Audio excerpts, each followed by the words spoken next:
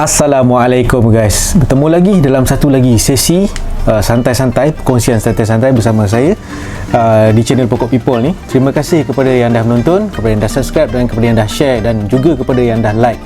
So hari ni saya nak share sikit tentang satu lagi spesies pokok yang saya dah jaga. Asalnya saya beli dari seorang kawan saya. Dia jual hanya RM30 sahaja yang berupa cutting. So bila cakap pasal cutting ni kan, dia adalah freshly cut dari pokok. So saya dah jaga pokok ni agak beberapa ketika lah, saya dah tak ingat. Tapi growth pokok ni sangat membuatkan saya kagum lah. Dia sangat cepat bila dia dah acclimatize dengan satu kawasan atau iklim dekat tempat mana kita letak pokok tu.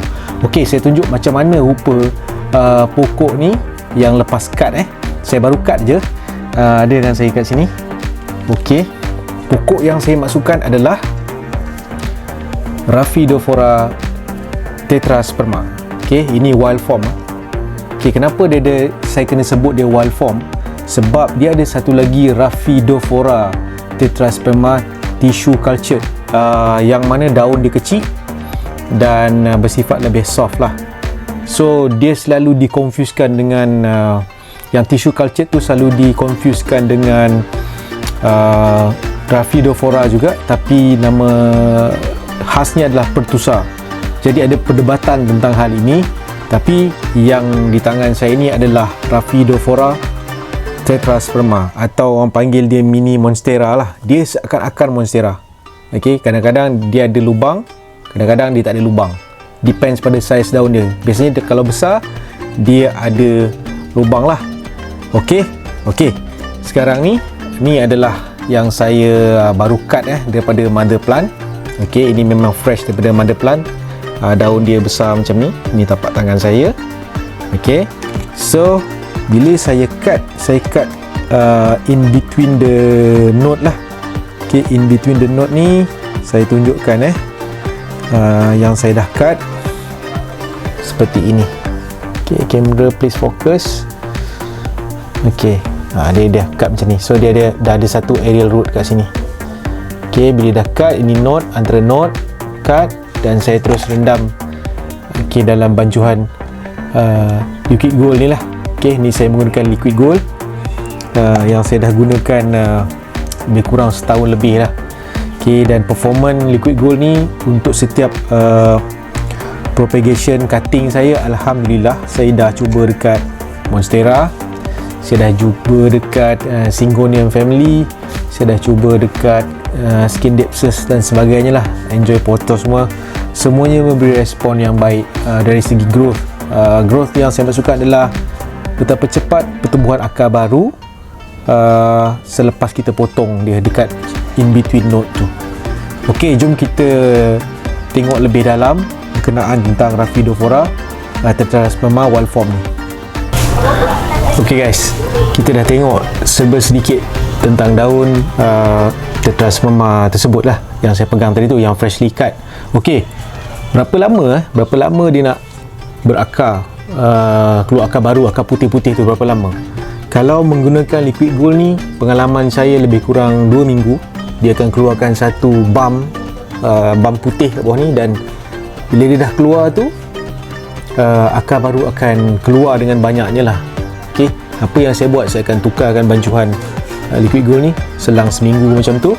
Saya akan pastikan dia tukar. Kadang-kadang saya akan lajakkan sehingga 3 minggu untuk pastikan akar dia betul-betul lebat kat situ. So bila dia dah cukup stable, okey, cukup stable, maksud saya akar dah banyak, dan sekiranya kita bernasib baik akan keluar juga daun baru atau pucuk baru akan keluar daripada node ni. So while ketika dia masih berada di dalam cecair liquid gold ni, bancuhan ni. So itu bergantung pada rezeki masing-masing, dan saya pernah ada pengalaman yang seperti itu. Bila akar dia dah banyak, saya akan pindahkan dia ke dalam saya punya mix lah, mix of cocoa chips, perlite dan sebagainya. Saya akan letakkan dalam cup yang seperti ini. Okey, inilah cup air. Okey, cup air ni saya recycle je, dan saya akan tebukkan lubang-lubang kat sini. Okay, sini ada banyak lubang-lubang. Okay, memastikan bila saya menyiram, air akan keluar terus lah, dia tak ada tersimpan dalam ni. Okay, bawah pun saya lubangkan juga. Ni air dia masih menitis, saya baru siram tadi dengan liquid gold. Kemudian okay, ini daun lama okay, untuk cutting saya yang fresh cutting tadi tu, yang ini okay, yang awal-awal tadi saya explain. Okay, dengan yang ini mother plant diorang, pokok induk diorang lah pokok yang sama. Okay, cuma kedudukannya saya letakkan pokok induk tu 90% dia terkena matahari secara langsung, secara direct. So dia ada kesan perubahan warna pada daun dia. So itu akan saya ceritakan kejap lagi. Okay, so kita fokus dulu pada apa proses yang saya lakukan selepas akar tu banyak tadi. Saya akan masukkan dalam medium ni. Okay, medium saya simple saja saya gunakan cocoa chips, okay, Osmocote slow release fertilizer, ada pumice, batu, okay, batu yang dikatakan dari gunung berapi, dan saya campurkan sekali dalam ni. Campuran tanah ada lebih kurang dalam 10% je. Apa-apa tanah, kegunaan tanah tu adalah untuk bindkan mixture ni supaya dia tidak terlalu loose dan dia boleh retain some moisture kat situ. So dia membantu cocoa chips lah. Sabut kelapa tu aka cocoa chips tu pun dia akan hold the moisture So kenapa saya pilih untuk pakai cup air ni, supaya saya senang nak monitor progress akar dia. Okay, hopefully kamera boleh zoom sikit lah, nampak zoom dan fokus so nampak lah akar dia. Okay, sekarang ni akar dia dah berwarna hijau, seperti berlumut sikit sebab dia menerima cahaya matahari, tidak balas harian dia, so dia ada lumut sikit. Tapi macam mana saya nak tahu pokok saya sihat tak sihat? Ini ada keluar daun baru. Okay, daun baru dia sedikit kontut seperti ini. Okay, sedikit kontut dan kecil, kenit. Dan masa yang sama, ni daun ni belum lagi keras sepenuhnya, belum harden lagi sepenuhnya, dan dia telah mengeluarkan satu shoot baru. Yes, ini shoot baru. Ini akan unfold atau terbuka lebih kurang esok lusa tulat, dia akan terbuka habis 100%. Dan daripada daun baru ni dia akan keluar lagi satu daun baru yang seterusnya. So yang uniknya, dia memang menyerupai kebanyakan pokok yang kebanyakan hobi sekumpul lah. Daripada batang baru, stem baru, dia akan keluarkan satu daun baru lagi, seterusnya dan seterusnya. Ok, kalau kita compare daun baru dengan daun lama, ini daun lama daun asal dia sepanjang saya letak dalam liquid gold, dia berbentuk lesu macam ni. Ini saya panggil droopy, dan baru-baru ni saja dia ada kuning-kuning brownish kat sini. Mungkin menandakan daun ni dah cukup tua dan tak apa cantik lah. Dan apabila saya akan pindahkan ini ke dalam pasu yang lebih besar nanti, saya akan potong ni. Okay, bila saya potong ni, tenaga yang disedut oleh knot akar dia akan bertumpu pada pertumbuhan daun baru. Ok, sekarang ni saya biarkan dulu. Mungkin bahagian ni masih boleh menyerap atau melakukan proses fotosintesis. Saya biarkan dulu supaya pokok tak terlalu terkejut bila saya potong. Saya akan terus perhatikan progres daun yang kedua ni dan daun yang ketiga. Ok, berapa lama saya akan simpan dalam bekas ni? Depends, bergantung pada saya lah, masa saya sebenarnya, sebab saya ada kerja hakiki. Kemudian bergantung pada kerajinan saya. So saya yakin perkara yang sama jugalah dihadapi oleh bukan full timer dalam dunia pokok ni. So saya akan tunggu mood saya dan tunggu masa kelapangan saya. Dan yang paling penting, saya akan tunggukan berapa kali dah keluar daun baru, menunjukkan pokok ni dah ready dah untuk ke tempat baru, ke medium yang baru. Saya akan gunakan medium yang sama. Medium dalam ni saya akan bawa sekali, cabut sekali, letak dalam pot yang sama, dalam pot, dan saya akan kambuskan dengan medium yang sama juga, so that dia tak ada proses yang akan membuatkan akar atau pokok ni menjadi shocking. Alright, so selepas saya pindahkan dalam medium yang lebih besar, pasu yang lebih besar, lebih luas, saya akan letakkan dia di shaded area, di bawah bumbung lah, dan masih boleh menerima lighting yang seperti ini. Ini sangat penting. Walaupun pokok kita dah stable, tapi sebelum tu dia berada di shaded area dan kita memperkenalkan, we introduce the new soil, new condition. Dia memerlukan masa untuk adaptasi atau acclimatize. Proses untuk dia acclimatize ni dia sangat penting. Dia akan menentukan sama ada pokok kita akan terus membesar atau dia boleh menjadikan dia terbantut.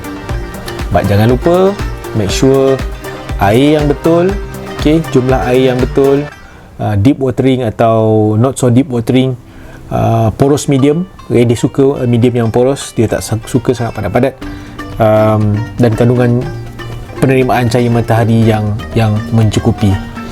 Sekarang ni saya nak bawa korang semua untuk tengok perbezaan pokok induk dan pokok yang saya dah pindahkan dalam pasu sebelum ni, ada di belakang saya ni. Di sini saya akan tunjukkan apa beza dia, especially tentang warna daun dan tekstur daun tu. Stay tune guys. Guys, ni daun baru daun baru, dia berkilat cantik. So ni dah masukkan dalam pot lah. Dia dah tumbuh. Ni semua daun baru, daun dia berkilat dan warna hijau gelap. Kita tengok daripada mother plant yang saya baru potong, warna dia hijau muda dan dia tidak berkilat sangat. Mungkin faktor dia diletakkan menghadap 90% cahaya matahari menyebabkan dia jadi seperti ini. Manakala yang daun berkilat ni dia mendapat cahaya juga, tapi hanya 30% saja dapat terdedah kepada cahaya yang direct lah. So dia shaded, tapi bukanlah tidak mendapat langsung cahaya matahari. Dia masih mendapat cahaya yang bright seperti yang korang boleh tengok dalam visual ni. So beza kan, beza yang ni, ini daun selepas pertumbuhan daun baru, daripada mother plant yang sama. Ini freshly cut daripada mother plant, dan tekstur daun dia berbeza juga. Dia punya alur-alur daun dia tidak jelas seperti daun baru yang hijau gelap.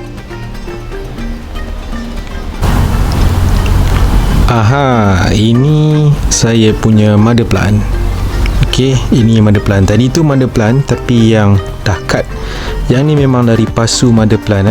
Ni bermula daripada sebatang cutting bernilai RM30, dan akhirnya dia telah menghasilkan beberapa cutting yang berjaya, anak yang berjaya. Jom saya bawa korang semua tengok macam mana progress mother plant ni. So daun dia berwarna terang. So matahari memang datang kena daun ni secara direct, dan boleh rasa bahang panas kat sini. So efek daripada daun. Sekaligus kalau korang nak daun korang gelap, letakkan dalam shaded area, dia akan jadi gelap, dan dia punya veins ni, urat-urat daun ni akan lebih kelihatan berkilauan. So saya tak bercadang nak pindahkan ni sebab dia orang sangat selesa kat sini. Dari segi growth dia sangatlah cepat dan pantas. Contohnya ni, ni baru ni baru unfurl. So kita tengok lagi bahagian akar dia. Tu ada banyak kesan potongan yang telah dipotong lah.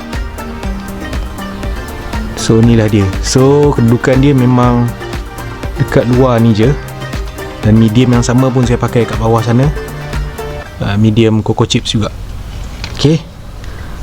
Dan nothing special sangat saya buat kepada pokok ni. Cuma saya make sure dia cukup air, cukup cahaya, cukup baja. And itu sajalah untuk cerita Rhaphidophora tetrasperma pada kali ini. Thank you guys kerana menonton. And jangan lupa belanja like, share, komen dan subscribe. Jumpa lagi dalam cerita tentang pokok pada masa akan datang. Bye. Assalamualaikum.